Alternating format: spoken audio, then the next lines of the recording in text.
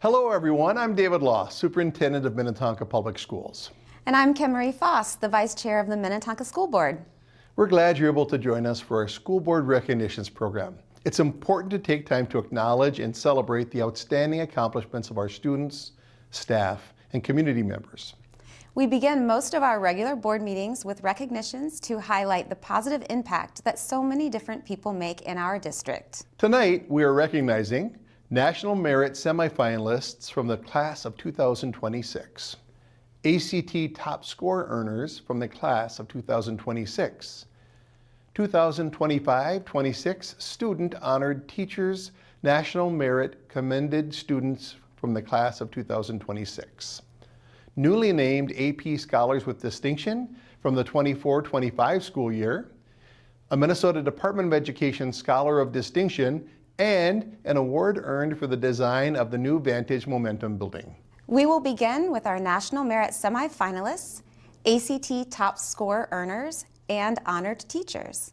These groups were celebrated last week at our 4th annual Scholars Breakfast. 28 Minnetonka High School seniors were named the 2026 National Merit semifinalists in the 71st Annual National Merit Scholarship Program. The students scored among the nation's best on the PSAT, which serves as the National Merit Scholarship qualifying test. It is taken during the junior year. As semifinalists, these students are eligible for incredible scholarships to support their post-secondary education. They represent the top 1% of all PSAT test takers. Our National Merit semifinalists from the class of 2026 include Olivia Babe, Luke Breton, Milan Darji, Cooper Dobbins, Tyler Dodge, Jacob Gendro, Lucas Granucci, Henry Gustafson, Adam Hale, Thomas Holland, Anora Islam, Simran Kaur, Benjamin Kraus, and Grayson Lee. Alexander Matson, Isa Mohit, Matthias Murdick, Delane Navorska, Oliver Nelson, Kristenza Nielsen, Adith Robello, Maximus Wren, Manuel Romero Maspoli, Jada Silver, Liam Sullivan, Annie Tan, Mark Turcott, and Chloe Zhou. Congratulations to each of you. During the Scholar Breakfast, we also recognize students from the class of 2026 who have earned the top score of 36 on the ACT.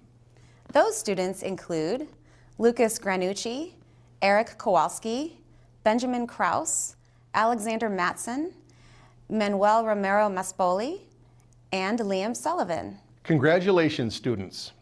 During the Scholars Breakfast program, each of these students had the opportunity to recognize a Minnetonka teacher who has made a profound impact on their education. Students shared remarks about their teachers at the event, and we are pleased to present those remarks now.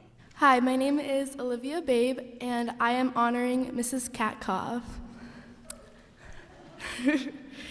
Mrs. Katkoff, my years in Navigators with you seem like a long time ago, but I will always carry the foundations I learned and the skills I learned as part of my character. I learned how to be curious and never stop asking questions, which has followed me today and to my future. I learned to chase what I am passionate about, because everything we discussed and learned about, from ancient philosophies to the extensive history and culture behind the winter solstice, you made so fascinating and thought-provoking that it made acquiring knowledge in itself a love of mine. Thank you for inspiring me to learn, challenge myself, and grow.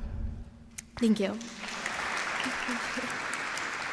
Okay, hi, my name is Milan Darji, and I'd like to honor Ms. Rogers. I had Ms. Rogers as an AP Human Geo teacher freshman year, and I couldn't have asked for a better teacher to launch me at MHS. She's always so supportive and a tireless advocate for her students. So, for example, when I wanted to start a club, she was our advisor and helped me push through so many challenges in that endeavor. And although I was a studious kid who always sat in the front, midway through the year, she had to move me to the back to be like a role model for some of the, let's say, less studious kids. And she knew that they would benefit from seeing some more people around them working. But more importantly, she knew that I would grow with this leadership opportunity. And I think that's one of the things that demonstrates how Ms. Rogers really knows and cares for all of her students. So thank you for everything, Ms. Rogers.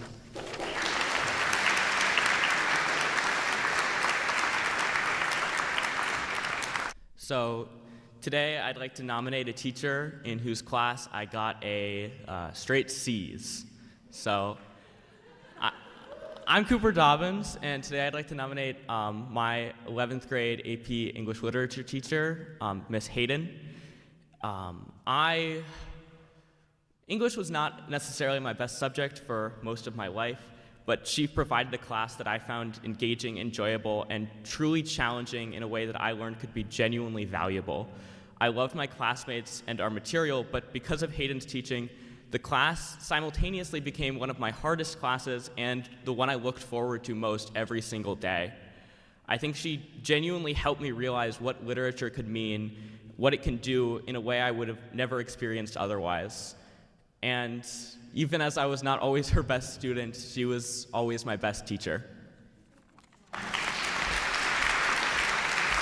I'm Tyler Dodge, and I would like to nominate John Douglas. Now, I always thought I was pretty good at this English thing until I got my first essay back in his class and got a straight B. But after that point, I realized, you know what, maybe I have a little more learning to do, and John Douglas was the perfect person to teach me that, because he does more than just preach or lecture when he teaches. In the classroom, he shows a passion not just for the books in class, but the subject of literature as a whole. And that passion and love of the subject translates to everything he does in that class, from dramatic readings of a Shakespearean general to anecdotes of his own storied life connecting to the lesson every day. Outside of class, I've gotten to know him as my extended essay advisor, where he's currently reading my draft and giving me comments about why it's terrible, inspiring me to be a better writer every single day.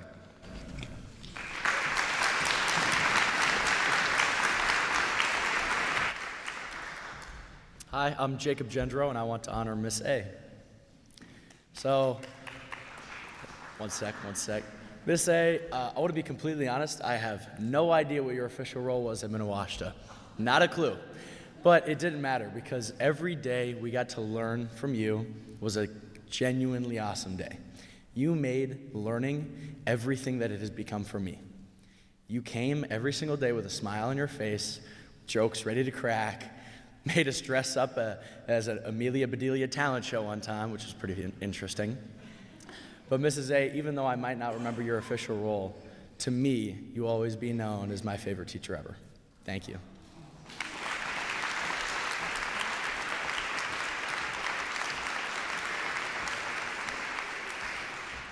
Hi, my name is Lucas Granucci, and I'd like to nominate Ms. McWhorter.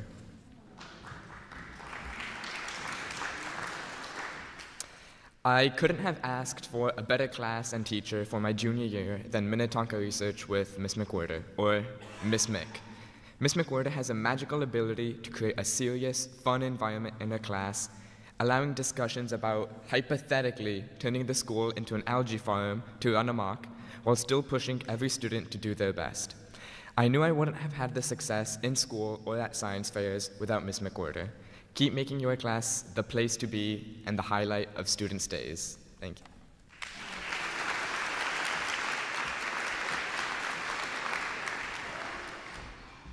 My name is Adam Hale, and I'd like to nominate Miss Batterman. Miss Batterman made learning extremely fun every day, and I looked forward to her class at the start of every day. Every moment with her was like a new lesson learned, whether it was about microeconomics or just life in general. I could go to her with any problem I had, and she would provide me with safety and comfort. I felt like I not only had a great teacher, but I also had a great friend.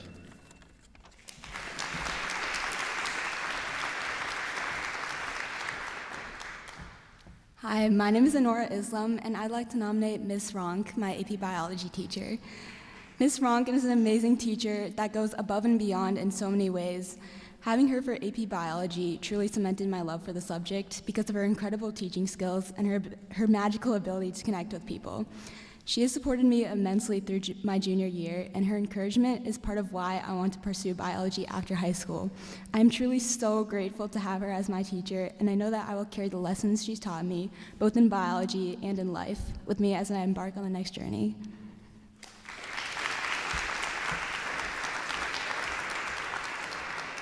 Hi, my name is Simran Kaur, and I would like to nominate Mr. Daman. When I complained to you about the DiffyQ final because the review packet had the wrong answers, you said something to me that really struck a chord. I know we have a good relationship because you aren't afraid to get mad at me. At the time, I brushed it off and resumed losing my mind, but I later realized that I wouldn't have been able to speak my mind like that in the past. I learned that skill from you. You aren't afraid to tell people the truth. You don't sugarcoat what you say, and your words carry so much more meaning because of it. Thank you for bringing out that part of me, and I will forever be grateful that I was in your class. Okay, good morning, everyone. I'm Eric Kowalski, and I'm honoring Ms. Nandu Kumar, my 9th grade physics teacher.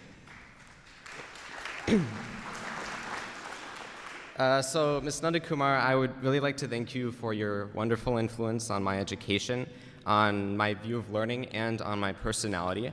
So I don't know if you do this every year, but there's this class photo we took the day of our AP exam.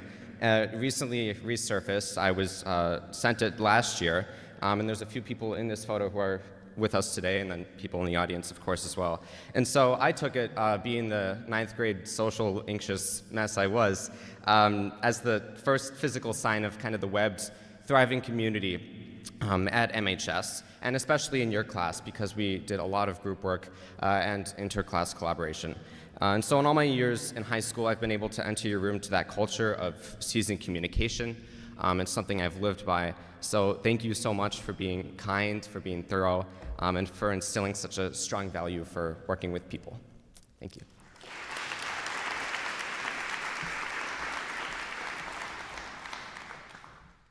Good morning, everyone. My name is Grayson Lee, and today I'm very excited to nominate Ms. McWhirter again. I'm sorry for dragging you here so early in the morning. I just wanted to say thank you so much for being a constant source of support both inside and outside of the classroom. You always have gone the extra mile for all of your students, whether it's helping work through experimental design or helping advise club, or sharing connections with your students that help them grow to their highest potential in research. Though I've only been enrolled in one of your research classes, I've attended probably around 3 or 4, and in each one of those, I can say that your unique ability to dissect confusion into just crystal clear plans moving forward brings your classes together, and more than that, your genuine kindness and excitedness to see us learn has really made every class that I've witnessed of yours a real joy. So thank you so much.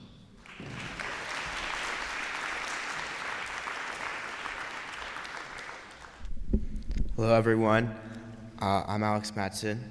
I think this is kind of a full circle moment for me. 2 years ago, I got to stand, different room, different recognition, but same teacher, and I was just starting her class.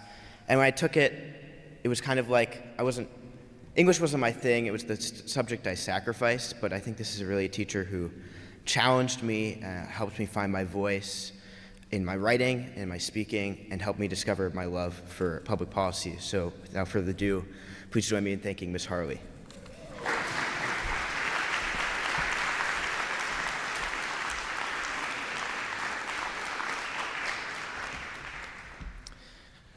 I'm Matthias, and I'm nominating Dr. Say for this award. Dr. Say teaches chemistry and forensic sciences at MHS, and 2 years ago, she taught my AP chemistry class, which was the class that I have the fondest memories of out of any class I've ever taken. Dr. Say is very intelligent and has a deep understanding of both chemistry and how to teach it to her students. But more importantly, she has a very deep love for her teaching and for her students, which I'm certain that all of her students could attest to. Dr. Say, thank you for 1 year of the best memories ever.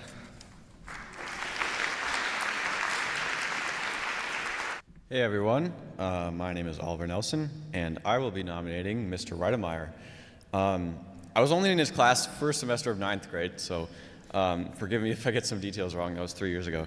But I remember one class period in particular when we were watching an hour-long YouTube video about something like population pyramids. I didn't care at all about population pyramids, but Mr. Reidemeyer had this very genuine enthusiasm about it. And it was totally contagious, at least for me. And that was to the point that I really enjoyed the video and learning about the topic later on. And this was true about many topics in that class. One more thing is that he made us talk to each other a lot, which was very important as freshmen, learning the ropes of the high school. And both of those things really stuck with me. So thank you, Mr. Reidemeyer. Good morning. My name is Kristenza Nielsen, and I'm honoring Miss Finn Sommerfeld. I can't say enough about Miss Finn. She is insightful, quick-witted, and warm. I'm so delighted to have this opportunity today to recognize her with this award. One of the greatest honors I've received is a passing comment Miss Finn made to my mom my sophomore year that I reminded her of herself when she was my age. To become even more like Miss Finn would constitute real success. For so many years, orchestra has been a haven. Walking through the door and being greeted by Finn with a smile, I know that for an hour I can feel relief and joy. Miss Finn has made my day, every day, for 3 years. Miss Finn, thank you so much.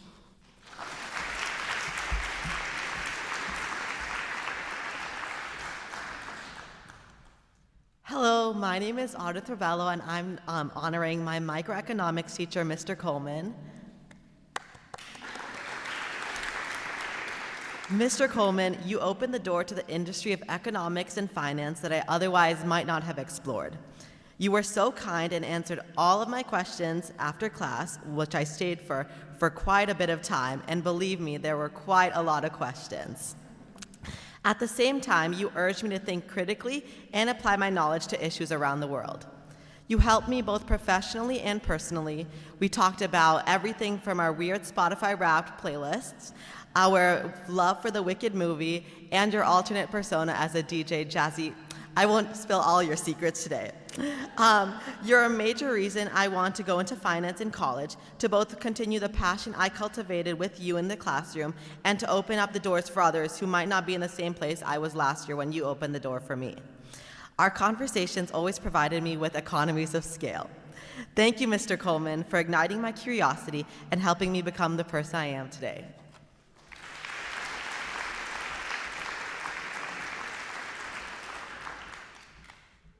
Hi, my name is Manuel Romero Mahpoli, and I will be nominating Miss Nandakumar. Hi, Miss Nandakumar. So, Miss Nandakumar was the best guide I could have asked for in high school. In 9th grade, she laid my foundations, urging me to ask questions, even if it meant stopping the entire class. I think we counted at the end of the year in one class period. I asked like 35 questions in one class. It was crazy. She was patient with me and always willing to help, even after 9th grade. In fact, as part of a Vantage Shark Tank project, she was happy to stay after school and work out some design problems with us, helping us reach really far in the competition. Small questions or big projects, Ms. Nandakumar was always there. And for that, thank you from the bottom of my heart.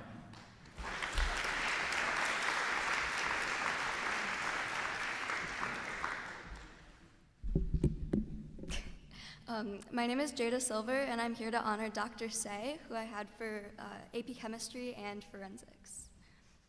Dr. Say, thank you for caring so much about your students and being so supportive, accommodating, and understanding. Dr. Say is always someone that your students can go to about anything, and she is always there to listen and to help, as she has done for me on numerous occasions. Dr. Say, thank you for genuinely caring so much about your students' well-being and for understanding the stress that we deal with and making it very clear that you're going out of your way in your class to do anything you can to lessen that stress.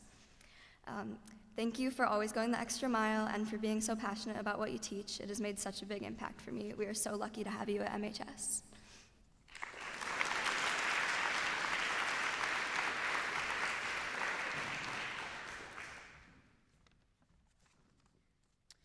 My name is Liam Sullivan, and I'd like to honor my 4th and 5th grade teacher, Ali Alawanli. Mrs. Alawanli made learning fun for me and encouraged my interest in all kinds of subjects. I couldn't have achieved the same things I have now without the amount of encouragement and engagement that I got from her class.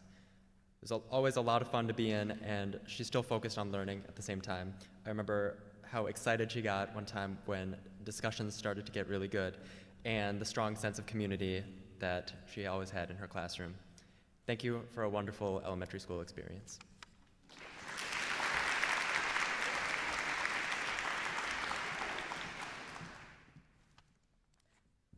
Hello, I'm Annie Tan, and I'm beyond excited to get the opportunity to also nominate Ms. Nanda Kumar for this wonderful award. She was the teacher that everyone called the dragon, but also the teacher that set our standards for a MHS educator sky high. She was the one who taught me how to love learning instead of loving to obsess over your Schoology grades. She saw the value in questions, and at times even pushed back lessons so our class could ask away. There was never a question too hard for this class, or too easy to go over again. She always found a way to encourage our curiosity. Thank you so much, Ms. Nanda Kumar.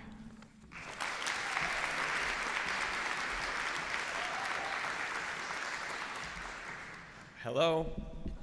I am Mark Turcott, and I am nominating Miss Eichler for this award.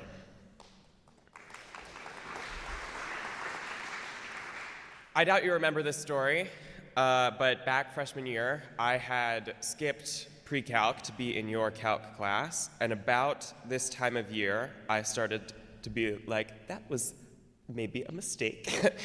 And I remember coming into your classroom during sale time, of all things, early, and saying something along the lines of, why am I doing this to myself? Why am I taking calculus? And I just remember hearing from across the room, because you're good at it. And I look up, and there you were, smiling at me. And I just want you to know that I still will think back to that moment and that quote when I am feeling insecure about my abilities.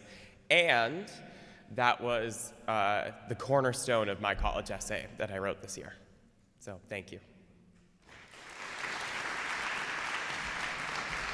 Teachers, thank you for the difference you make each day for our students. We are truly grateful for your dedication and impact. Congratulations again to our students, and thank you to the families, teachers, and friends who have supported our students in their efforts throughout their time in Minnetonka.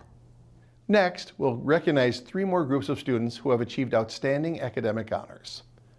The Class of 2026 National Merit Commended Scholars, the AP Scholars with Distinction from the Class of 2024-25, and a Minnesota Department of Education Scholar of Distinction.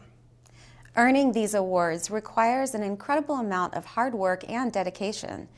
We asked these honorees to share a class at MHS that has inspired them and has had an impact on their academic journey. Here's what they shared with us. Hello, my name is Andreas Watson and I'm a sophomore. I am very honored to have received the AP Scholar with Distinction Award. Even though it was a struggle, I pushed through it, and I'm very grateful for my friends, teachers, and parents for helping me work through it. I think the AP course that most impacted my studies was AP Physics. While it seemed scary at first, it turned out to be a lot of fun, and it completely changed the way I see the world. My name's Isaac. I'm the class of 2026 and a senior. One class that significantly impacted my future was AP Physics Mechanics C. Mr. Geldert is a great teacher. He made the class very fun and engaging. He also taught a lot about systems and how different forces work, as well as how they are going to be applied in real life. And that altered my future trajectory by making me want to focus more on mechanical engineering. And I hope to be able to apply the concepts I learned here into my future career. My name is Megan Baker, and I'm a freshman at Kansas State University, Minnetonka graduate of 2025.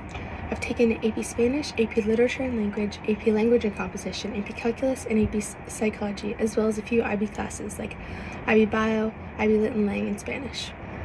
Through taking these courses, I was able to adequately prepare for the college workload and establish study habits that have set me up for success. They've taught me to ask for help, use the resources provided, and create connections in and outside of the classroom. With a multitude of projects, long hours of studying, and college exams, my experience in these courses pushed me to pursue a career in veterinary medicine that requires hard work, persistence, and determination. Thank you so much to Minnetonka Public Schools for all the incredible experiences and opportunities that have shaped me into the student person I am today. Hi, my name is Emilio Moreno, and I'm a junior. Two classes that really shaped my education were AP and AP Lang and Composition. AP gave me a deep understanding of our country's past, and both AP Lang and AP through the few response questions made me a better essay writer and effective user of evidence. Mr. Mundell made AP super engaging and one of my favorite classes.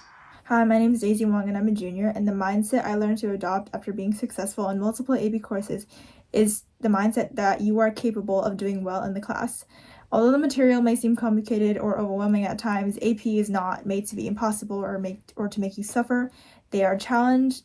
AP classes are a challenge that can be taken on with the right strategies and positive mindsets, and also the ability to understand yourself and how you learn is also very important, as well as learning the actual material and being engaged in class and present every day that you are. National Merit Commended students are recognized by the National Merit Scholarship Corporation for showing outstanding academic promise. They have all scored within the top 4% of PSAT test takers nationwide. This year, 46 Minnetonka High School seniors have been named National Merit Commended Scholars.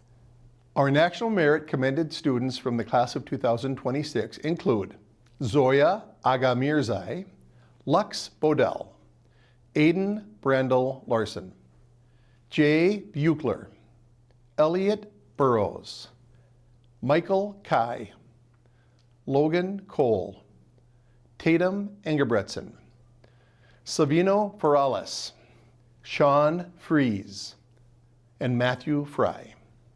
Brady Ginsburg, Braddock Hokinson, Garrett Holtgren, Gianna Jordan, Michaela Kangas, Riley Kelly, Maximilian Kenny, Mihir Karana, Alexander Korolev, Eric Kowalski, and Braden Lazinski.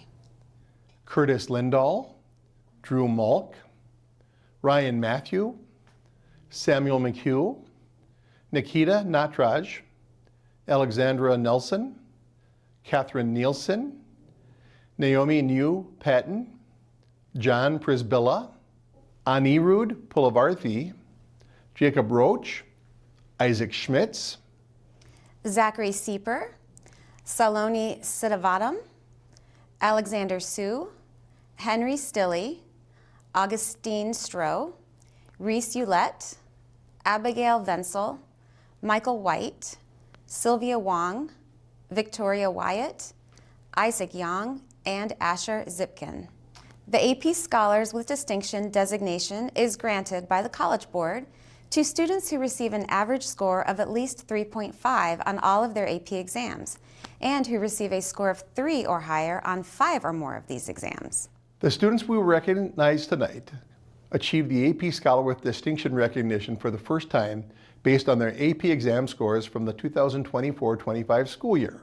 Student honorees from the class of 25 include Natalia Abizova, Mateo Aldecosea, Madison Ambrose, Lillian Anderson, Megan Baker, Sophia Bevis, Michael Brandwright, Reese Carlson, Olivia Carney, Lila Cashman, Claire Chapman, Gustav Davidson, Tully Desmet, Benjamin DeVolve, Isabella Dirks, Alex Dragzeth, Evan Farrell, Leo Feist, Zoe Garcia, Lauren Gurnis. Tisfanesh Goodall, Ayana Griswold, Nicole Grimova, Leah Grund, Archibald Hadley Morris, Molly Hanson Hilton, Elliot Hill, Dylan Hudgens, Chloe Johnson, Jack Knutson, James Kohout, Bridget Collar, Evan Kolupelo, Joshua Larson, Grayson Lewis, Jude Lanier, Jack Malik, Amelia Mallet Harvey, Joe McCannley, Anthony McCauley. Wyatt Neese, Beckett Nystrom, Silver Oakman, Ari Am, Elias Petrin, Ava Pint, Lucas Papin Fierro, Ruby Rock, Ethan Robinson, William Rolfe. Anna Rosen, Mia Rush, Marin Sabins, Owen Salmi, Charlie Schulman, Sasha Shukalovich, Benjamin Sipple, Maisie Smith, Kiara Squires, Grace Stahl. Hunter Stockham, Arjun Thompson, Charlotte Timba, Haley Townsend, Levi Trombley, Athena Timchuk, Audra Unglob, Cash Wagner, Megan Weeks, and Jacob Weiss. AP Scholars with distinction from the class of 2026 include Jacob Adams, Lara Axon, Carmen Alexander, Ainsley Allen, Garrett Alstron, Ryland Askoff, Vera Ballard, Benjamin Barniscus, Ireland Callan, Clara Carlson. Benjamin Carney, Laird Cassidy, Elizabeth Seepeck, Peyton Christensen, William Clint, Logan Cole, Connor Cox, Cooper Dobbins, Caroline Dosek, Quinn Erickson, Aiden Fine, Nathan Fine, Colin Fisher, Martino Francisco, Ty Gaffney, Isabella Gillis, Brady Ginsburg, Lucas Granucci, Siona Harris, Rhea Harris. Joseph Heitz, Garrett Hultgren, Daxton Hurt, Honora Islam, Benjamin Jabs, Caleb Johnson, Libby Kruger, Tobiah Lang, Brock Larson, Yenna Lotz, Meyer Lengeling, Alexander Levinson, Johannes Linden, Ezer Lipnick, Evelyn Long, Sadie Longo, Alexander McCosco, Ileana Mockler, Daria Maxwell, Regan McCarthy. John Paul Mary, Dorothy Morrill, Matthias Murdick, Rachel Newton, Naomi New Patton, Amelia Olson, Matilda Olson, Colin Ostendorf, Dylan Ousley, Scarlett Penhallow, Claire Penningroth, Oscar Post, Ava Pronzinski, Lucy Pronzinski, Lucas Quackenbush, Jaden Radell, Cooper Renau, Audith Rebello, Karishma Rebello, Elise Reichus.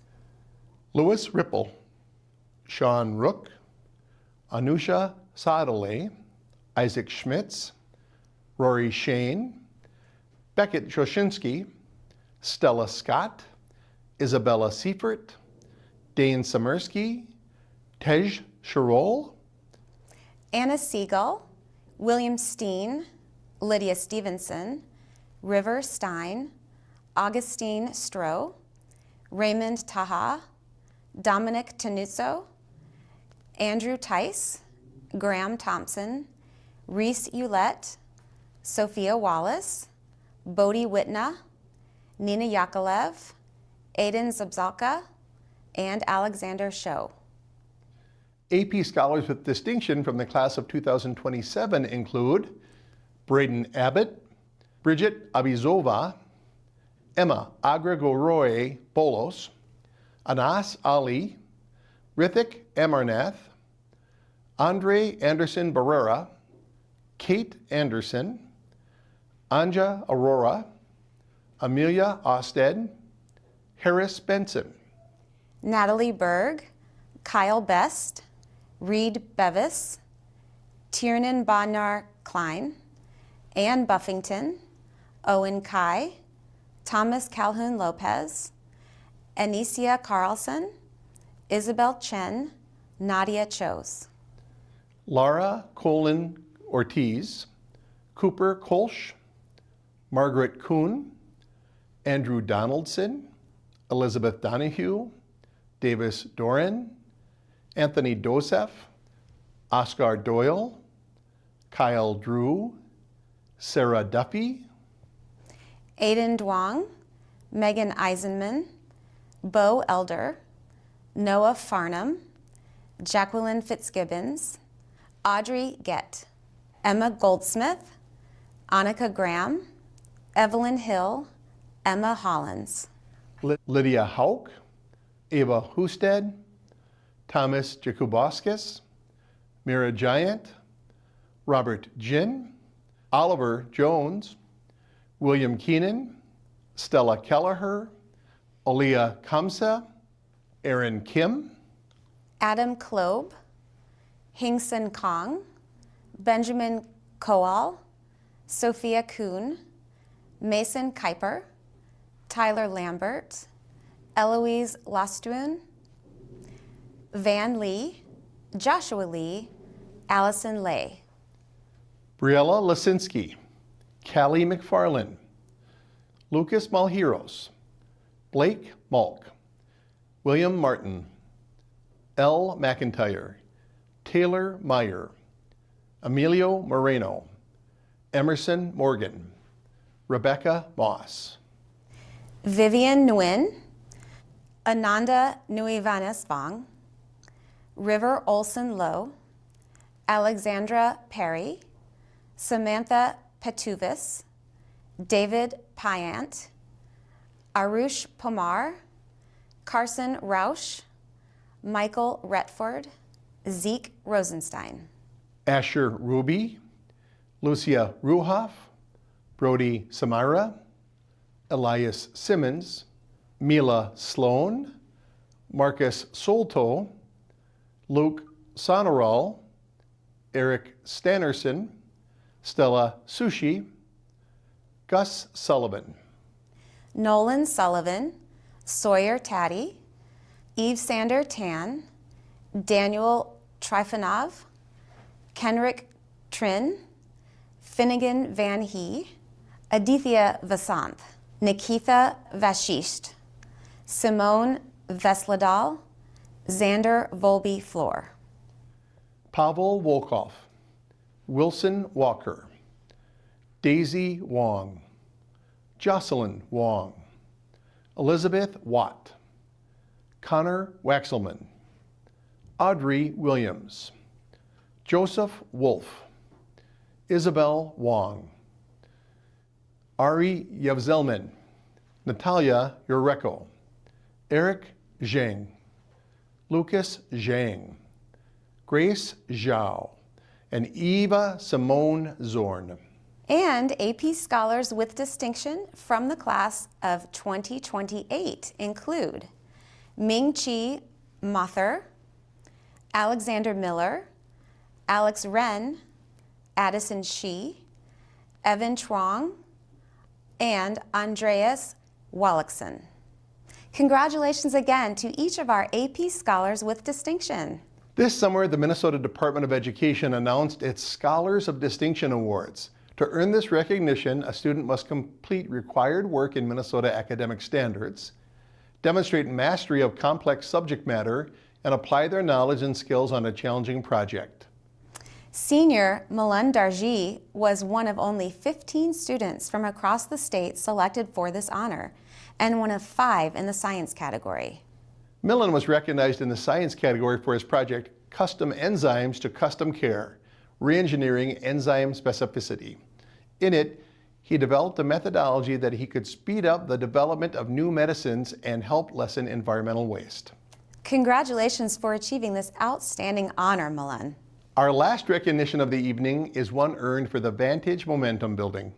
The building earned the Outstanding Design distinction by American School and University magazine in their annual Education Interior Showcase.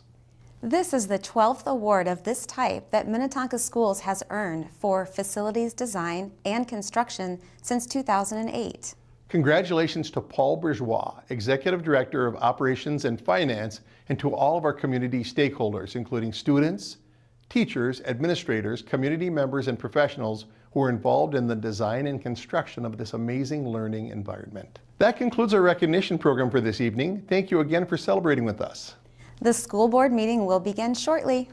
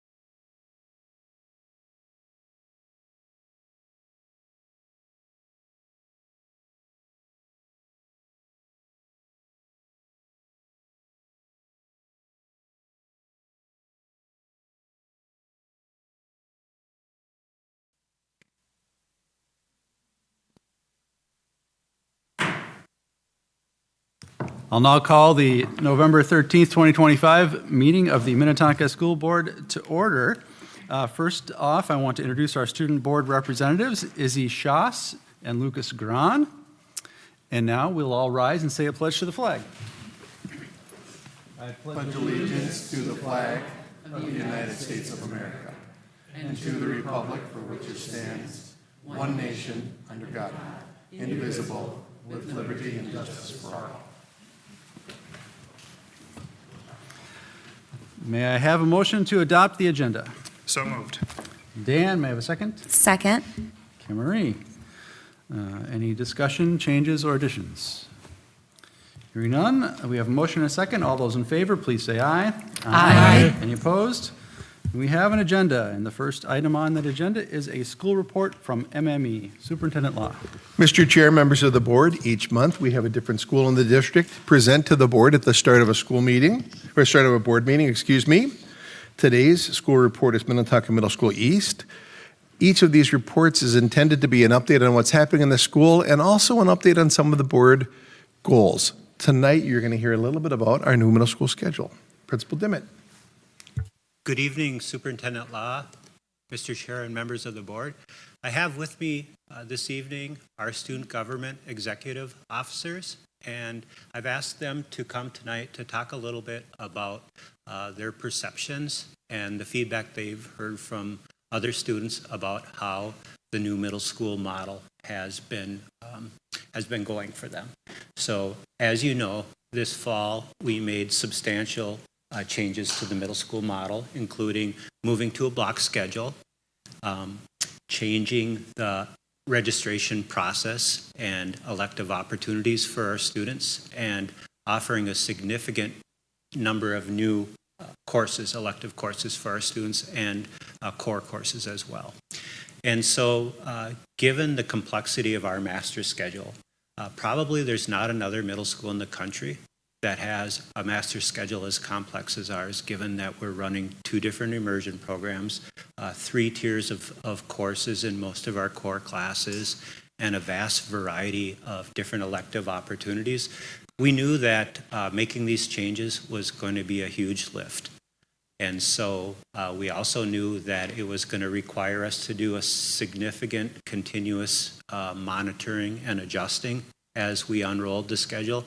And we also knew that we needed to be looking at a timeline of at least 3 years before we got everything dialed in and had everything performing the way that we wanted. And so this fall, when we rolled out the schedule after a lot of blood, sweat, and tears, we were equal parts proud of actually accomplishing this, and nervous and excited to see how it was going to actually play out and what students would think about it. And now here we are, 1 quarter into the school year, and 1 quarter in is the first mark where I feel we've had enough time under our belt where we could take a step back and start asking, how is it going? What's working, and where do we need to make adjustments? And so to help me with that work, I've really tapped into our student government officers. And I've challenged them to get out there and talk to the students and ask the students how they were feeling things were going. And specifically asking them to get feedback on how is the block schedule working? How is the new advisory format working? How is the new Crew Academy course working? And how are the new elective courses that we're offering working? And so I'm really excited to have our officers with us tonight, and they're going to walk you through each of these categories and share feedback that they've received from students in terms of what are the wins and also what are the areas that we could look at improving both this year and as we implement year 2. So I'm going to call up our student executive board officers, Brooks, Eli, Maeve, and Leah. Hi, my name is Brooks, and I'm the vice president. What I'll be talking about is some of the things that are going really well with the block scheduling and what I've heard from students that they really like about it. Oh, yeah. One thing that we've seen is that students find it really useful for managing their time. They think that with the longer blocks, they get more work time. which means that they have less homework, and that makes managing their time a lot easier. Another thing is that with having core classes every other day, other than math, it allows for them to have 2 nights for each of their homework assignments. And a lot of students I've talked to think that that's a really good way for them to kind of space out their work and in the end have less homework. Another thing is that the teachers, from what I've seen, are actually adjusting really well to the new schedule. I came to school on the first day thinking maybe it would take a really long time for the teachers to kind of dial in how much they need to teach, how to space it out. But what I've seen and what a lot of the students I talked to have said is that it's actually, the teachers have transitioned really easily into this, and they've actually found a way to find a good balance between teaching time and study time during each hour, even though they only teach every other day. So that's definitely a huge win. And I'm going to be passing it to Eli to tell us about some ideas. Hello, my name is Eli Schoss. I am the publicist, and I'll be talking about some of the ideas that students have come up with for the ideas of improving. The students that I have talked to say that classes can be hard to focus for 82 minutes. I know that some of them may have some learning disabilities that make it hard for them to focus, and it is challenging for some. And then another one is some teachers are still figuring out pacing. Some teachers may put in, they've said that some of their teachers may put in 2 lessons and some may not, and they may not like it or not. And then another one is some feel math every day is a lot. We have math every day instead of every other day, and then we have the skinnies. And most students that I've talked to have said they don't really enjoy it that way. I'll be passing it on to Leah and Maeve for advisory. Hello, my name is Maeve. I am the treasurer and secretary for our student leadership, and I'm going to talk about the pros or the wins of having advisory this year. As an immersion student, we are all really glad to all have advisory this year. We think it's very nice that we have that and not just non-immersion students. Another thing is that most students enjoy having mixed grades. We feel that it's a great way to connect, and we also feel like it's a great way that students can ask questions and get their work done. Another thing that is helpful about advisory is having flex 2 times a week, because it's sort of a study hall and we get to get our work done as well as ask questions to this teacher that we have. And now I will be talking, or Leah will be talking about the cons or the ideas for improving for advisory. Hi, my name is Leah, and I am the president of student leadership. Some of the ideas for improvement and advisory is that a lot of students said that they would prefer having advisory towards the end of the day because they feel that they are more productive and they have had all their classes, so if they feel like they want to get homework done, they would prefer having it at the end of the day. And one thing about advisory is balancing the activities. We feel that there is character strong, which is a great thing, but also a lot of kids would like to go outside, since during our 82 minutes we do not go outside, and so they feel like having advisory towards the end of the day would give them a more opportunity of going outside for breaks. They believe that the character strong activities can once in a while get slightly repetitive with Crew Academy. They feel that they are good for everyone to learn, but they feel like it might be better if we move them to Crew. Next, I'll passing it back to Maeve for elective courses. For elective classes, 7th and 8th grade love having more options this year for both of us. And immersion students also get to choose 2 quarter classes, which is definitely new to us, and we feel that it's very nice that we get to have that. And also, students gain new options based on their own interests because we got to choose them.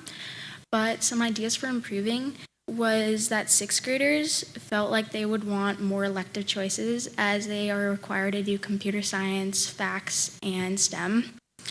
and improving the elective registration process, because us as students, we felt a little rushed at the time that we did registration for these classes, probably because it was so new, but we kind of want to slow it down a bit and get more of an idea of what these classes could be.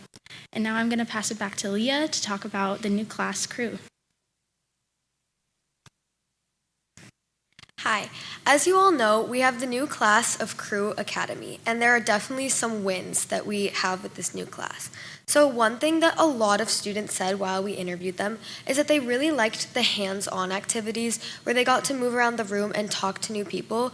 They said that it really helped them engage with more students and create new connections, and they did really enjoy those because they felt more physical and they got to move around.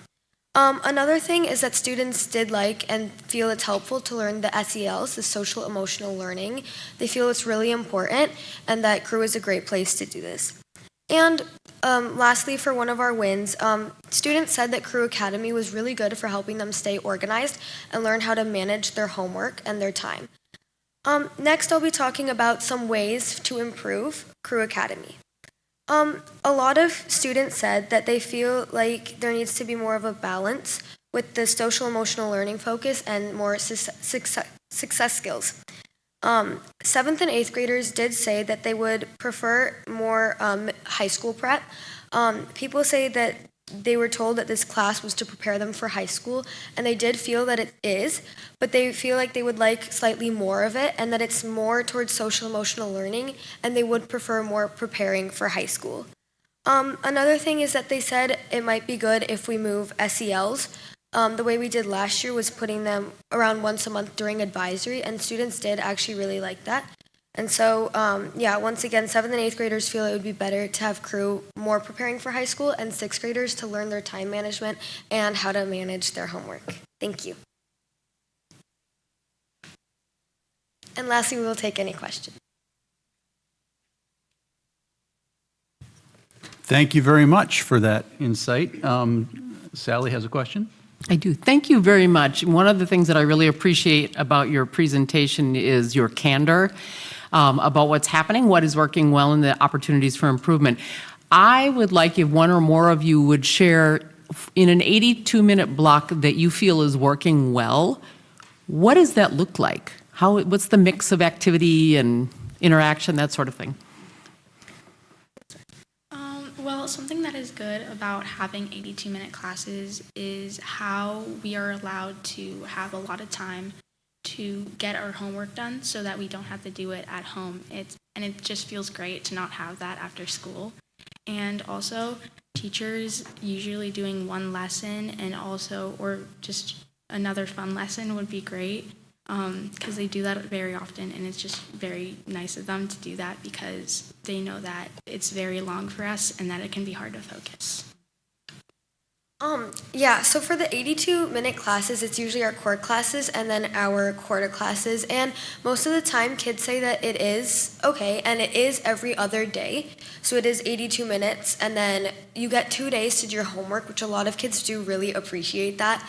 Most teachers keep it to one lesson like they would in last year with the normal schedule. And what students say is that with the new block schedule, some teachers do put 2 lessons in one day, and then they give the homework, and then you have 2 days to do it. And other teachers, they stick to having 1 lesson, and instead they give more work time to answer questions and help out with the homework. So hopefully that answered your question. It does. Thank you.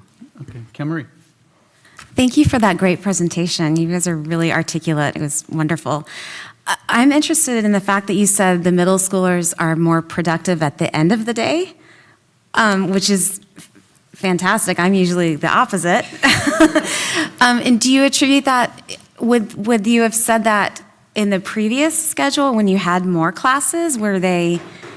Has that flipped, in other words, with less classes in the daytime?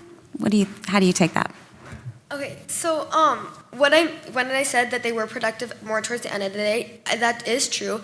I think compared to last year, I'm not really sure if I'm going to be completely honest, if they did feel more productive, I think it's kind of balanced because last year we did have all our classes in one day, so that could get tiring. But then this year our classes are longer, and people say that the school day does feel longer. So I think with the thing being more productive towards the end is that when you just get to school, advisory, there's flex time, which can be used to make up tests. And a lot of kids have said that it's sort of hard to come into the day and start with a test or start with their homework from the night before. So that's why having advisory towards the end of the day would, you feel more prepared for a test, and then you don't have any classes after that, right? So then you would go straight home. Or they said that it'd be nice because you already had all your classes, and so if you don't have any homework from the day before, you can do the homework that you got in those classes and do them more towards the end of the day. That makes sense. Thank you. All right, board members. Dr. Mike. This is a great presentation, kids. Thanks for coming here and doing this. This question is actually for your boss, Principal Dimmitt. You had mentioned when you were introducing that there's sort of a continuous monitoring process. Are there any areas that you've identified so far, either that you are already starting to make some changes in, or you're thinking about making some changes in? Yeah, I'd say the area that we're already continuously making changes most substantially is around pacing. We tried to do as much staff development last year as we could and gave the teachers as much opportunity to think through this and to listen from other teachers that have been down this road and to have these ideas about how you set up a lesson plan for an 82-minute block. But the reality is until you're there and living it yourself, it's merely theoretical. And so I think there were a lot of stressed out teachers the first few weeks of the quarter, trying to figure out how does this work and how do I get through what I thought I was going to get through, and how do we keep the kids engaged, and what's that magic recipe for keeping engagement, and where do you have your movement breaks, and how do you make it engaging. And so that's probably been the single greatest area where we're monitoring and adjusting on the fly here. The whole idea of whether we move advisory to later in the day, which classes we continue to run as mini classes versus full block classes, those are things that we would need to look at year two. Those are things that we can't make changes on the fly. But like I'd say, probably right now, the biggest changes are to how teachers go about structuring their blocks. Great. Megan. Thank you all for being here. My question is particular to electives. Were you guys able to get kind of I know you ranked which electives you wanted to take. Were you mostly able to get the ones you wanted? And second part, are there any that you are really excited about or that you took and that were new and that you felt was like a really good class that you recommend?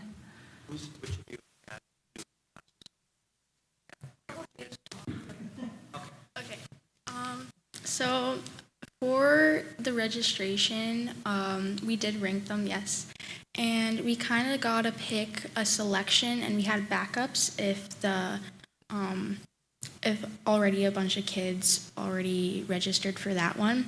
So it was more on kind of luck and how an interest by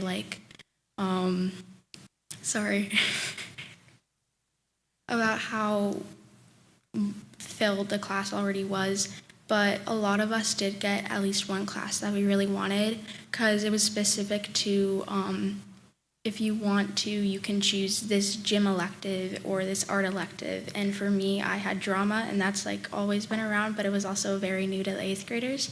And we feel that it's great that we still get choice in it, even if you didn't get all the classes that you wanted. I totally agree with Maeve. Most kids did get their first choice. Some kids did have to get their second, but it was a place where there were many options. And one thing is that 6th graders did not get to choose. They are required to do facts, STEM, and coding. my new elective course was Culinary Innovations, and I really did enjoy that one. I loved my teacher, Miss Wedlin, and it was learning how to become a food entrepreneur, and I think it was so fun because we went from the beginning to the end. We watched Shark Tank. We did a bunch of really good stuff, and we started from slogans and logos, and then we did actually do a food truck project at the end, which was really a lot of fun. And I wish it wasn't a quarter class. I wish it was for the whole year because I really did enjoy that class. Yeah, what I've seen is, I feel like most kids that I've interacted with have said they got one of their top choices. I mean, I do know a couple people who weren't super happy with the classes they got, but I think that is kind of a natural part of doing a random ranking and having to pick classes. And also, I think with time, getting more used to like introducing students to all the new classes that they can choose, I think that kids will be more happy with what they get. I know third quarter I'm gonna have history of USA sports, which I'm looking forward to because I think there's electives for everyone in 8th grade and 7th grade especially that they can choose from, so no one feels like they have to take anything because they can kind of pick something they're interested in.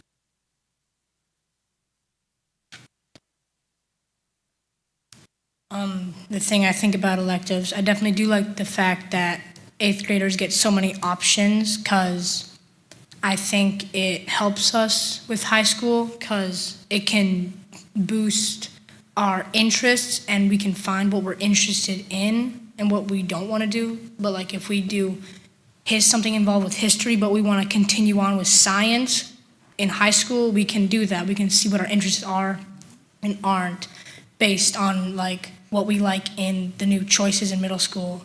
And then they also give us, like, in 7th grade, they gave us really detailed descriptions of them. Some were better than most, but they were all pretty good and detailed, so we knew what we were getting into when we were signing up. Thank you. Some comments from the students? Yes, go ahead. I don't really have a question, but it's more of just a statement. And my little sister goes to MMW. And she's told me that she loves the schedule and that she has a ton of, like you guys were saying, she has a ton of time to get her homework done, and she's with her friends. And she was also talking about the mix between grades and how she can talk to people outside her grade. So I think that's a really good thing, and I think it's good that they have more time in school for their homework, and then they can spend time outside of school with their friends and more social aspects. Thank you. All right. Well, thank you all for this fantastic report. Really appreciate you. Thank you.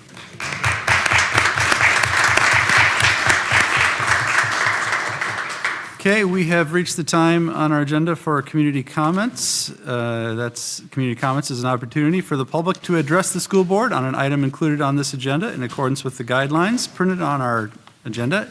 Do we have anyone here who wishes to address the board? All right. Then we'll move on to the next item on our agenda, which is canvass of elections, superintendent law. Mr. Chair, members of the board, within a certain time period after each election period, the board is responsible for canvassing the elections and approving those election results. Tonight, Executive Director of Finance and Operations, with some responsibility over elections also, Paul Bourgeois, is going to be canvassing the elections for your approval. Mr. Bourgeois. Thank you, Superintendent Law. Mr. Chair and members of the board, the school district held a school board general election on November 4th, 2025 for 3 seats that are becoming vacant at the end of their 4-year term from when they were elected originally in 2021. So the election was held on November 4th, 2025 at 5 precincts. We run our own elections in off years for a number of the precincts, and I just do have to take a second to give credit to Eloise Weibel, who's our coordinator of purchasing, insurance, and elections, Shannon Wagner, and Molly Onstad Olson, who is, all 3 of them are the election crew, and they put it together and everything ran smoothly, and are responsible actually for a lot of the work that's done to tally and make sure that everything is, all the I's are dotted and T's are crossed. So thank you to them. On the at the general election, a total of 8,763 voters of the district voted in the election. The The results of the election are as follows. Candidate Sellinger received 4,987 votes. Candidate Kolbinger received 4,361 votes. Candidate Jordan received 3,730 votes. Candidate Schumer received 3,127 votes. Candidate Vitale received 3,005 votes, and there were 118 write-ins. Candidate Sellinger, Kolbinger, and Jordan, having the highest number of votes, are elected to four-year terms beginning Monday, January 5th, 2026, the first Monday in January, which under Minnesota Statute 123B.59 is the commencement of new terms. So the school district clerk then, upon your approval, is directed to certify the results of the election to the county auditors in which a school district is located, in whole or in part, which is Hennepin County. Thank you. So next step would be for you to approve the proposed motion that was written for us by our council. All right, may I have a motion to approve the resolution as presented, canvassing the return of votes cast for the November 4th, 2025 school board general election? So moved. Mike, may I have a second? Second. Sally. Any discussion or questions? All right, we have a motion and a second. All those in favor, please say aye. Aye. Any opposed? Motion carries.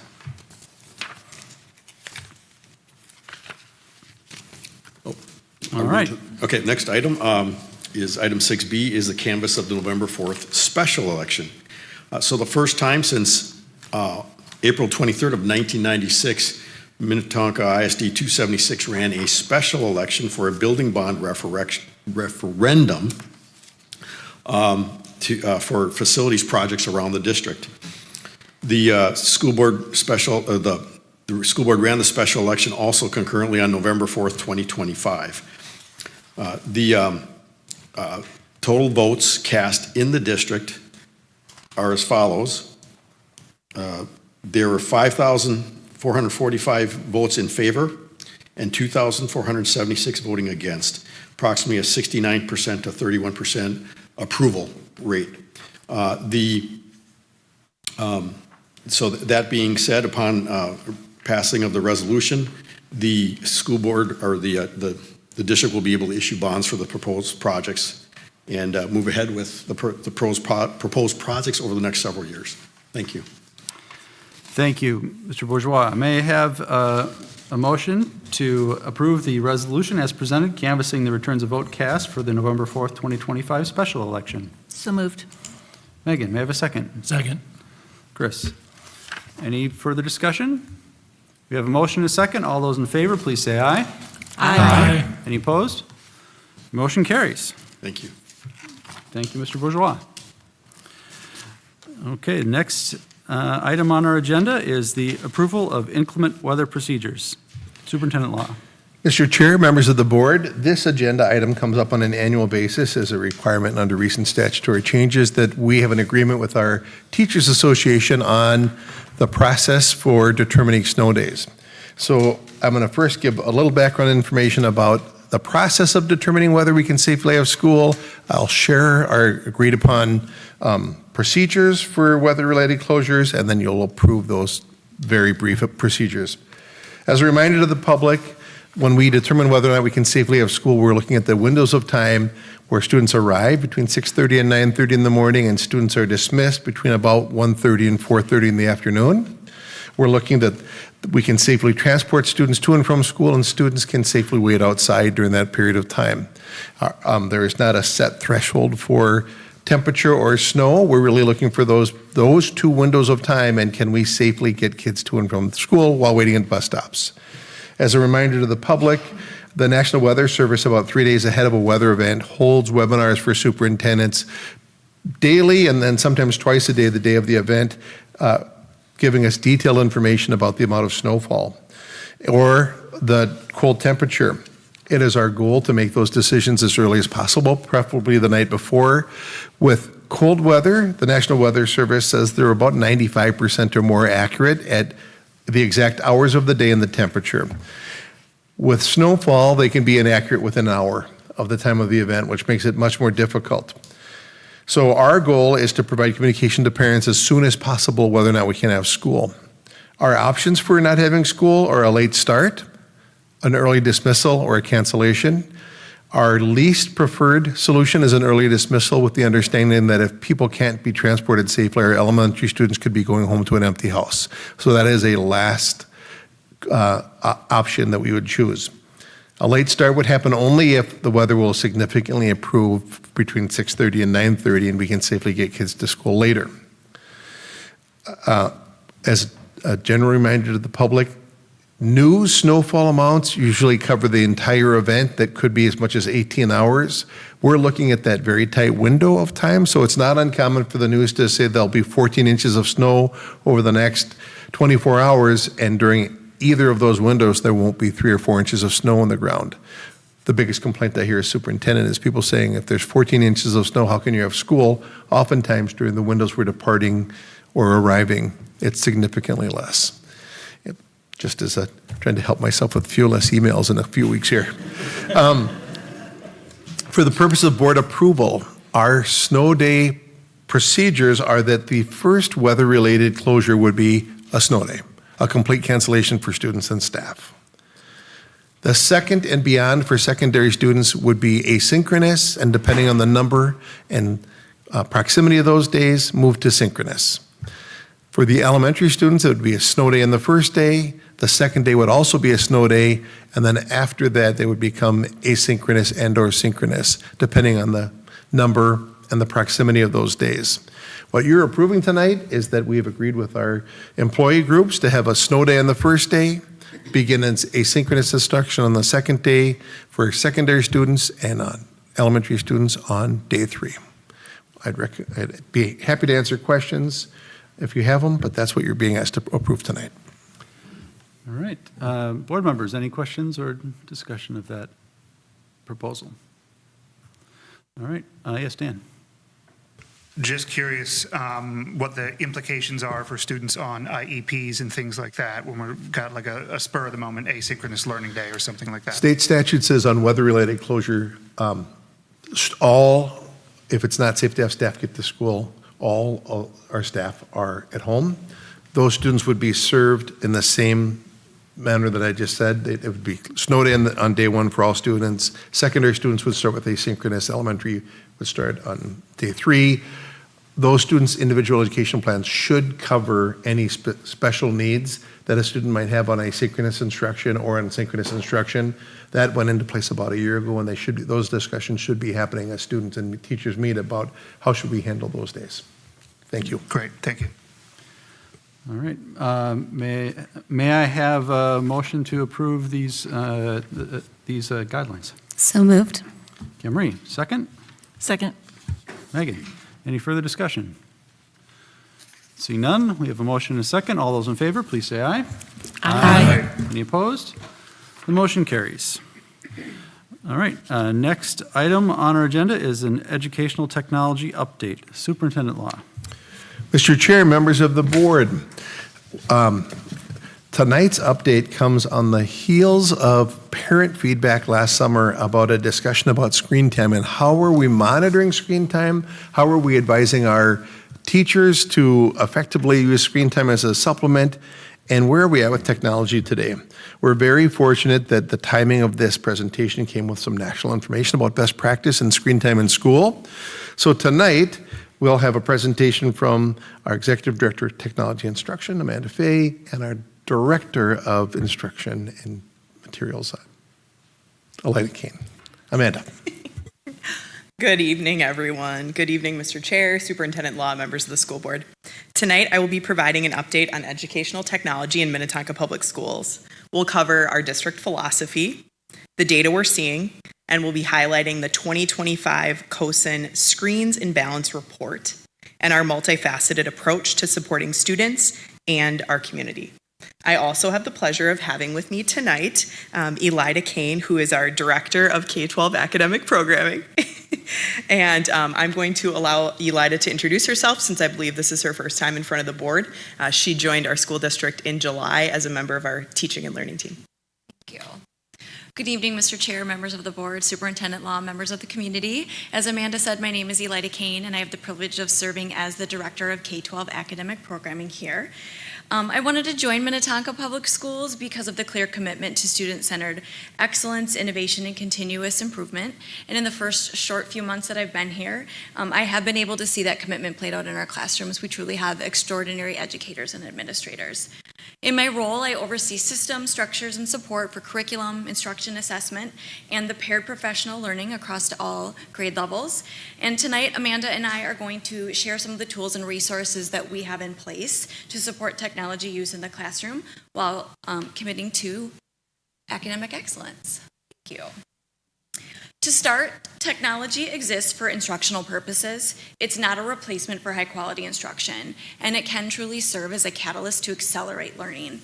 Minnetonka Public Schools is a research-driven institution where proven and promising teaching and learning practices form the basis of our educational technology decisions that we make. While we know that technology is a catalyst for learning when used appropriately, our community and our society in general are not always given windows into our classroom to see what this looks like in practice. So while I was thinking through the complexities of technology, how we use them in classrooms, screen time as being both essential for learning and also hearing concerns regarding screen time, the image of a yin-yang came to me. So the yin-yang is the concept that there exist cosmic principles or forces that are opposites but also complementary, which interact, interconnect, support, and perpetuate each other. Together they form a dynamic system in which the whole is greater than the independent components, and both parts are essential for the cohesion of the whole. So as a community, we're living in a little bit of a paradox, an interesting time. We've never been here before.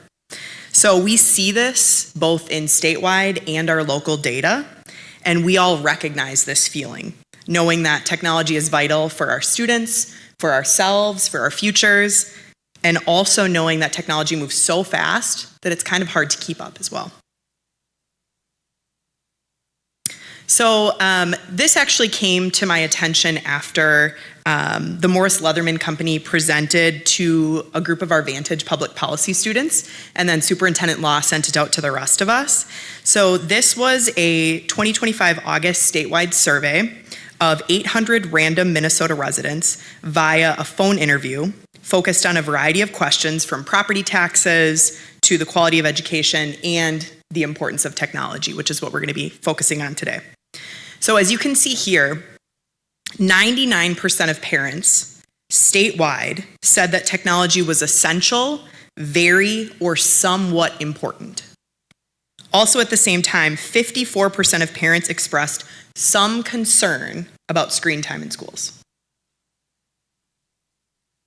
In addition, as we look to our annual survey that went to our Minnetonka Public Schools community, we see this same paradox present. 74% of elementary school parents, 81% of middle school parents, and 86% of high school parents said that technology is very important to their child's learning. Along with that, 29% of elementary school parents, 40% of middle school parents, and 31% of high school parents also stated that they're at least somewhat uncomfortable with their child's average daily amount of screen time. So as you can see, both statewide and present in our local Minnetonka community, we have a bit of a paradox here, right? So how do we address this? How do we have this conversation moving forward? Well, as Superintendent Law mentioned, this COSIN 2025 Blaschke report, Screens and Balance, Education, Technology, and Community Conversations came out about a month and a half ago, and it really seemed like the perfect time. And so we're gonna spend a little bit of time talking about this. So technology used both in school and at home are often lumped together. When we hear the term screen time, it's a very broad term. It's referred to on the news and social media as simply screen time. So one of the first steps that we believe is really being more precise with how we define screen time. This recent COSIN Blaschke report notes that the term screen time is part of the problem. It lumps everything together, making a productive conversation almost impossible. So we need to distinguish between the different forms of screen time. The report identifies 3 distinct forms of screen time. Number 1 is educational technology. This is our primary focus in Minnetonka Public Schools as a school district. Second, it identifies smartphones and social media, which are a major source of connection, but also of distraction. And third, screen-based entertainment, which is often via passive use and consumption, typically at home. Our district has beliefs, practices, and policies to address all 3 of these. So we're going to talk a little bit more about that together. This is our Minnetonka Educational Technology Belief Statement. This was started just before COVID. Then, as we all know, the world sort of blew up a little bit. And when we came back, we really needed to reevaluate this and decide, is this still what we believe? We brought together a group of stakeholders throughout the district, including parents, teachers, district administrators, community members, to really hone in and refine this belief statement. We come back to it every year to make sure that it's still what we believe and see if we need to make any tweaks, adjustments, or changes. So I'm just going to read it out loud so that we can all kind of ground in the Minnetonka educational technology beliefs. We believe that technology is a powerful catalyst that serves as a core tool to accelerate learning, promote innovative mindsets, and strengthen student success. Technology is a means that adds value by increasing engagement, enhancing student-centered learning, promoting deeper learning by empowering students to know and access tools and resources, encouraging students to gain, transfer, adapt, and apply understanding to new and existing situations, increasing efficiency and effectiveness in practices and processes, providing each student unique opportunities that promote voice and choice, encouraging individuals to approach problems more creatively, think more critically, collaborate more skillfully, and communicate more effectively, and providing access to tools and resources as a means to support each individual student's needs. And to kind of sum it all up, we recognize that technology is not static. It will continue to evolve. Students must be taught and supported to use technology in healthy, balanced, ethical, responsible, and safe ways. So our beliefs guide the decisions that we make. As stated earlier, Minnetonka, we view educational technology as a catalyst to accelerate learning, not a replacement for high-quality instruction. We believe that technology should add value by supporting our multi-tiered system of support, increase student engagement, and deeper learning that enables students to use creativity and have choice and voice in their learning.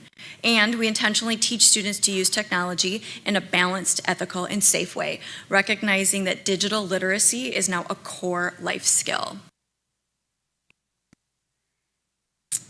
Of course, student safety comes first. We have pre-vetted App Store and multiple filtering layers to protect students online on our district designated devices, both in school and at home. In practice, educational technology is intentionally tied to instruction, not just used for its own sake, and students and teachers are supported through district guidance and instructional technology coaching in the buildings and classrooms. We have a developmentally aligned structure. For example, in most cases, in grades K through 3, devices remain at school and students do not have email until the 6th grade. Additionally, we use Seesaw in grades early childhood through 3rd grade and Schoology in grades 4 through 12 to ensure that our students and family have consistent, organized learning environments that are the just right fit for each age group. Again, safety is of our utmost importance for our students here in Minnetonka. Our goal is to not just teach students to use technology, but to use it wisely, safely, and with balance. With that being said, we do have a formal K-12 digital citizenship curriculum. In the elementary schools, all 6 of our schools are Common Sense certified, and students are intentionally taught about safety in their library media specialist time. At the middle level, students receive instruction through their Crew Academy, focusing on responsible social media, digital health, and responsible use of AI. And at the high school, lessons are built into Anchor Time and in their health courses, focusing on, again, responsible social media and cell phone behaviors. We are not only giving students access to technology, we're teaching them how to use it safely, ethically, and with balance. There is a state statute that recently came out as of March of 2025, regulating that every school district had to have a policy on cell phones. In Minnetonka, we're very lucky. We have had a cell phone policy for about 20 years prior to the requirement for us to have a cell phone policy. And as you all well know, our policy really kind of guides us, but it's really our procedures and practices that really drive what happens in our buildings. And as times change, as the availability of cell phones change, we change our procedures and practices to be responsive to that. So currently, our elementary school students, K-5, are discouraged from bringing cell phones to school, but if they do choose to, they need to stay in their backpacks. In addition to that, our middle school students, our cell phones are expected to stay in their backpacks during the day, so from bell to bell, they're not to have access to their cell phones. Obviously, there are supports if a student needs to take a call or whatever it might be, they can always, ask for permission. And at our high school, the new practice started this year of the cell phone caddy pockets, and we have heard really positive feedback both from students that we've talked to, from the administration. I personally work with a Vantage student that I mentor in the education pathway, and she was recalling an experience for me. She's like, I was in band class and I reached for my phone in my pocket, realized I didn't have it, so then I talked to people. So, pretty great. We believe in being a partner to our families and to our Minnetonka community in all aspects of our students' lives. So we do believe that the best mitigation is home routines. We have a plan at school. We have expectations around devices, how they're used, when they're used, cell phones. And so we do truly believe that families having a plan for at home is really the best path forward to being successful with technology and screen time. This also helps students learn through modeling practices of the adults that are in their life, how to set themselves up for success when they don't have those people telling them what to do and not to do. We provide a lot of resources on our amazing district website to support our community. So one resource that we have on our website that I would specifically like to call out is the Family Technology Plan format. So this is from Common Sense Media. It's linked on there. You can Google and find a million of them as well. But it really just provides a format to have those conversations as a family about what you believe as a family around technology, how it's used, when it's used, where it's used, recommendations around having tech-free zones, for example, the dinner table, bedrooms, right? Are there certain places that as a family we agree we don't have technology here? Having charging spots, right? Like a common charging spot for technology at night so that it doesn't go into bedrooms and spaces. Having regular check-ins is really key to having the conversations, right? We have to talk about technology, about how we're using technology, because that really helps our students learn and be successful at the end of the day. I've also added a link to the COSIN 2025 Blaschke report on our digital health and wellness page on our district website as well for anyone that might be interested in reading further and checking that out. So as a school district, we also offer parent education. We recently had a community education class that was a speaker that talked about from apps to laps, what young children need in a digital world. And of course, we have our family help desk too that's always available if any members of our community or families have questions or concerns or are just looking for some support. So to sum up, the COSIN 2025 report, Screens and Balance, says screens are now a permanent feature of K-12 schooling. The central challenge is not whether they belong in classrooms, but how they can be integrated in ways that strengthen learning, promote equity, and preserve public trust. We hope that by sharing this information, including the many resources we provide as a school district, that this is a start to preserving our public trust. We understand that technology will continue to evolve, and our commitment is to ensure that educational technology use is intentional, aligned with instructional outcomes, and responsive to community concerns. We believe that by focusing on our core beliefs, supporting our teachers, and partnering with families, we seek to fulfill our mission of preparing Minnetonka students to be competitive and successful in a complex digital world. Any questions or comments? Thank you. Board members? Oh, yes.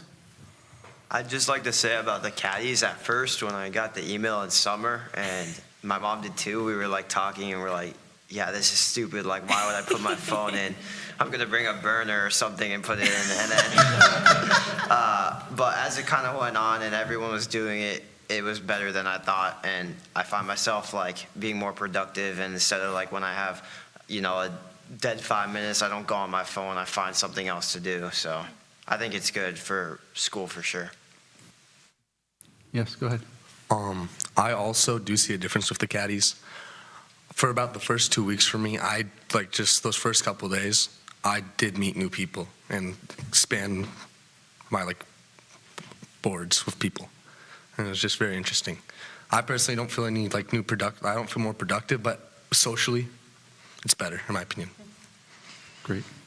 Appreciate that. Board members? Yes, Megan.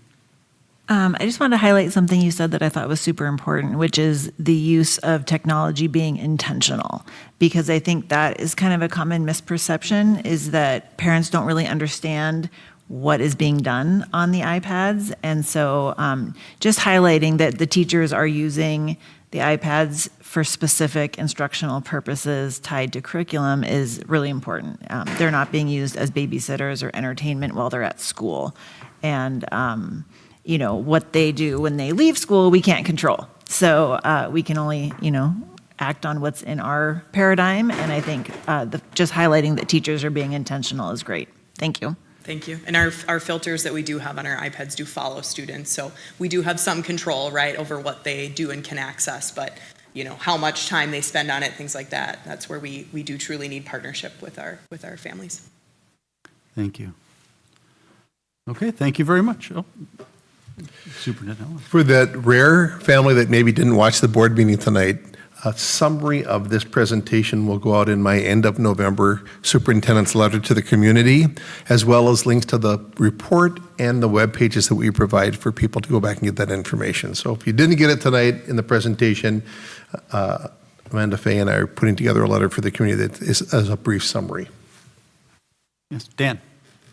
And I hesitate to even bring it up because it's such a huge topic and it could take a study session or retreat all on its own. But the topic of AI and how we're going to integrate that and tackle that in education, I know it's on our minds up here and everybody's constantly wrestling with it. So Just going to be very surprised if no one brought it up. And I actually had the privilege on Halloween, nonetheless, of co-teaching with one of our middle school STEM teachers a lesson on AI. So she's, you know, sort of teaching uncharted territory to our students and reached out and was like, hey, would you have an interest in coming in? I'm a former, I say forever, middle school English teacher. So an opportunity to see if I still have it in me, I was all about it.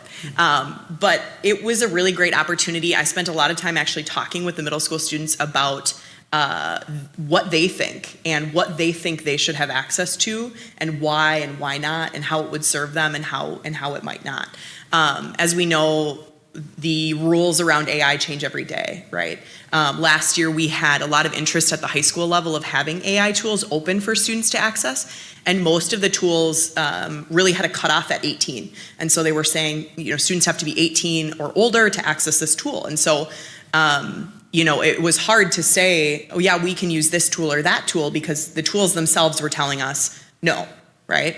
However, there's been a lot of positive progress in that regard, and a lot of the tools that we already use as a school district have really made changes and worked on making their AI tools developmentally appropriate for students. So Google Gemini, for example, is now part of the Google Education Workplace. So we've started with opening that tool up for the high school this quarter and really having conversations about how we're using it intentionally, really empowering teachers to talk to their students around when it's appropriate and how it should be used. And then we're really monitoring to see how that goes and decide where do we go from there. Do we open up tools at the middle level, and how does our conversation continue.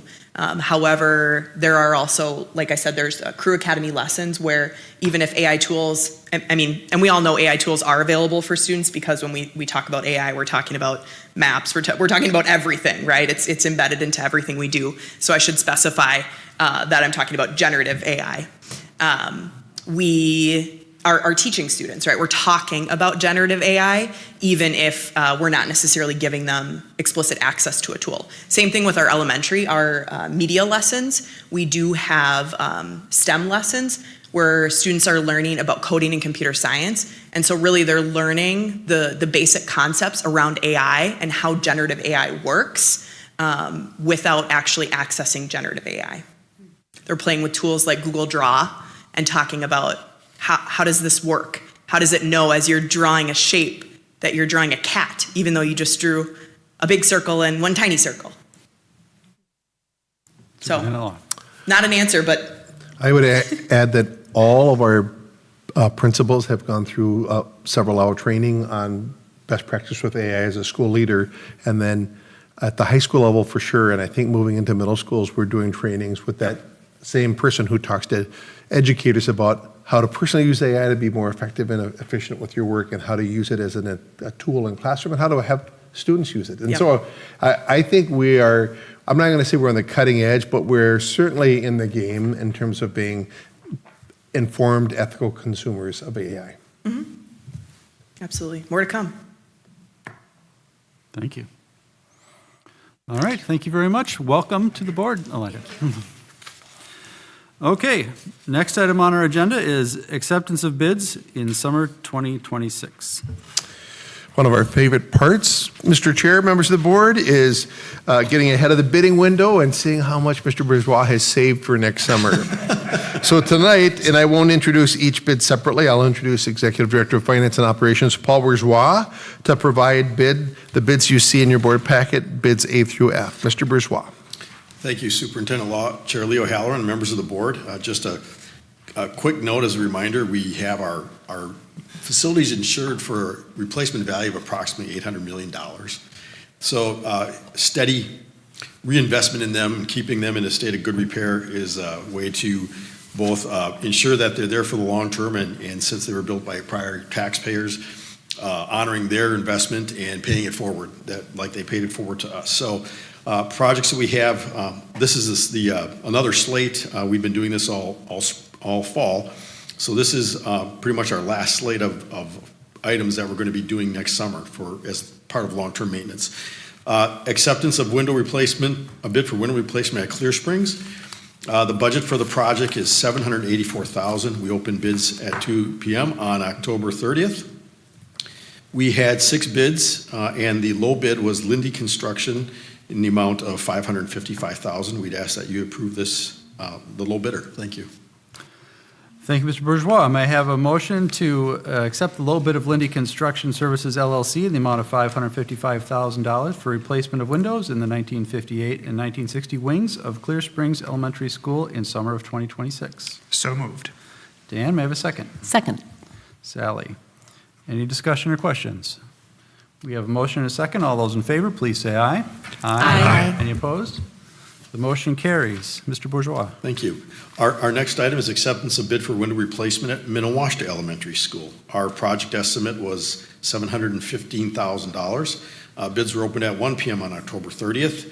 We actually had 3 bids, so less bidders, but they are all very competitive. And CM Construction Company is the low bidder at $631,900, and we'd ask that you'd approve of the low bidder for this job. Thank you. May I have a motion to accept the low bid of CM Construction Company, Inc. in the amount of $631,900 for replacement of windows in the 1955 and 1993 wings of Clear Springs Elementary School in summer of 2026? So moved. Marie, may I have a second? Second. Mike. Any discussion? Hearing none, we have a motion and a second. All those in favor, please say aye. Aye. Any opposed? Motion carries. Mr. Bourgeois. Thank you. Our next item is acceptance of bid for roofing replacement at Deephaven Elementary School. Of course, keeping a sound roof over your abode or any of your buildings is important in keeping it in a state of good repair, keeping roof leaks from letting water in and doing further damage. So we do a lot of roofing every summer on different sections of our buildings around the district. So this is for a big section of Deephaven Elementary School. The budget estimate for the project is $735,000. There were actually 14 bidders on this one. We opened on November 6, 2025, and the low bidder is a company called GAG Sheet Metal Incorporated for $561,000. We'd ask that you approve them to do this work for us in summer of 2026. Thank you. We have a motion to accept the low bid of GAG Sheet Metal, Inc. in the amount of $561,000 for replacement of a portion of the roof at Deephaven Elementary School in the summer of 2026. So move. Chris, may I have a second? Second. Megan, any discussion or questions? We have a motion and a second. All those in favor, please say aye. Aye. Any opposed? Motion carries. Mr. Bourgeois. Thank you. Item D, as we kind of come down the backstretch and head for home, acceptance of bid for roofing replacement at Minnewashta Elementary School. This is a budget estimate, a little bit bigger project, but the estimated budget was $882,000. We've got 11 bidders on this one, so very competitive again, and Ballman Roofing and Coating is the low bidder at $585,645. We'd ask that you would approve them to do this work for us. Thank you, Mr. Bourgeois. I'd entertain a motion to accept the low bid of Ballman Roofing and Coating in the amount of $585,645 for replacement of a portion of the roof at Minnewashta Elementary School in the summer of 2026. So moved. Mike, may I have a second? Second. Dan, any discussion? Seeing none, all those in favor, please say aye. Aye. Any opposed? Motion carries. Mr. Bourgeois. Thank you. The next item is acceptance of bid for roofing replacement at Minnetonka Middle School East. And we are going to be doing a lot of work there with the bonds that were approved by the voters for some additions and renovations. But this long-term facility maintenance work also will be ongoing next summer. And a chunk of the roof at Minnetonka Middle School East needs replacement. This had a budget estimate of $882,000 also. 8 bids were received on November 6th, and the low bidder is Equity Builders and Construction Services Incorporated in the amount of $472,500. We'd ask that you approve them to do this work for us in the summer of 2026. Thank you, Mr. Bourgeois. May I have a motion to accept the low bid of Equity Builders and Construction Services, Inc. in the amount of $472,500 for replacement of a portion of the roof at Minnetonka Middle School East in the summer of 2026? So moved. Cameron, may I have a second? Second. Sally. Any discussion? Hearing none, there's a motion and a second. All those in favor, please say aye. Aye. Any opposed? The motion carries. Mr. Bourgeois. Thank you. And crossing the finish line on our race for bidding here, the acceptance of bids for roofing replacement at Minnetonka Middle School West. Likewise, we have a section of the roof at Minnetonka Middle School West that is due for replacement. The budget estimate for the project was $909,000. We again opened bids. Actually, we opened all 4 of these one after the other, so it kind of helped with the pricing because people got more competitive as we went. And Ballman Roofing and Coating is the low bidder out of 7 at $773,297. We'd ask that you'd approve them to do this work for us in summer of 2026. Thank you, Mr. Bourgeois. May I have a motion to accept the low bid of Ballman Roofing and Coating in the amount of $773,297 for replacement of a portion of the roof at Minnetonka Middle School West in the summer of 2026? So moved. Mike, may I have a second? Second. Chris. Thank you for all of that work. Any discussion or questions? All in favor? Any discussion? Oh, sorry. I'm asking for discussion. Sorry. Any discussion? All right, it's Dan.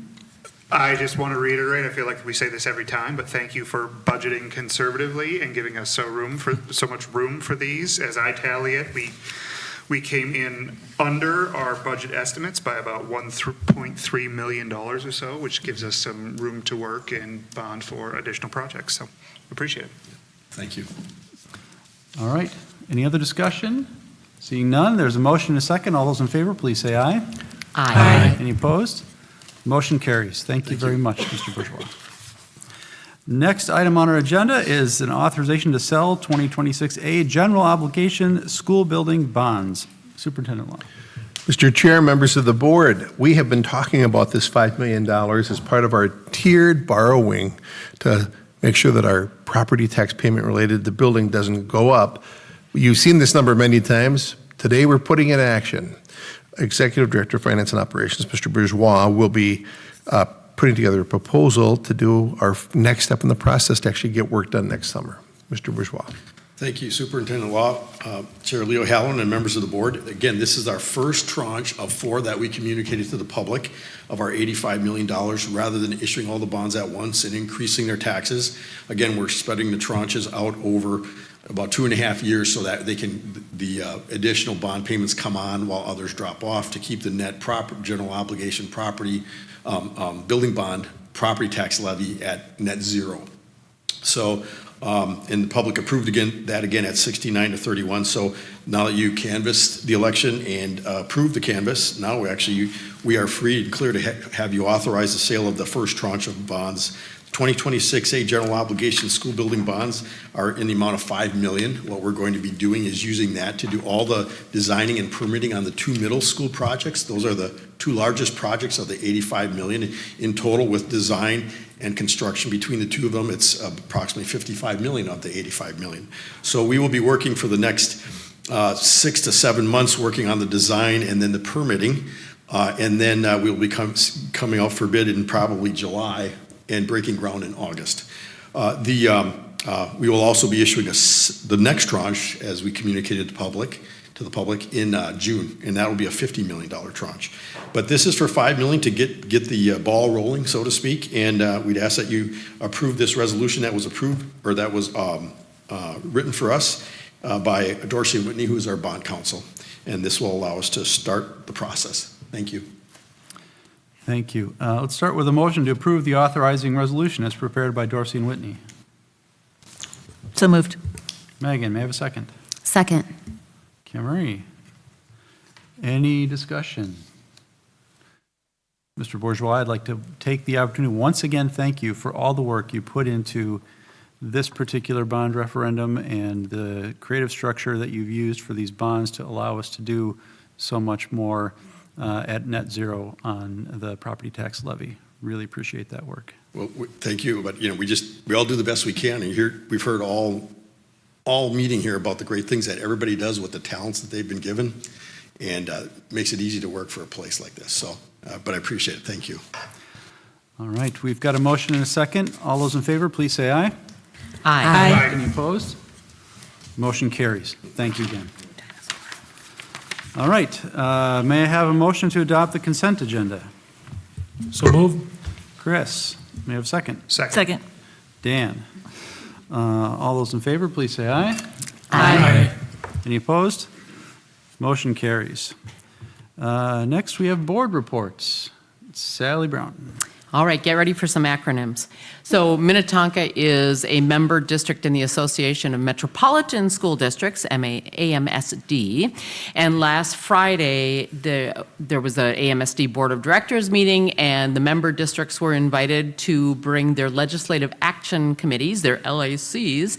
And for Minnetonka, that is the oh my gosh, I'm going to have to look at my notes for this one. See, too many. Community Action for Student Education. We usually call it CASE. And we had 3 community representatives there, along with 2 administrators and myself.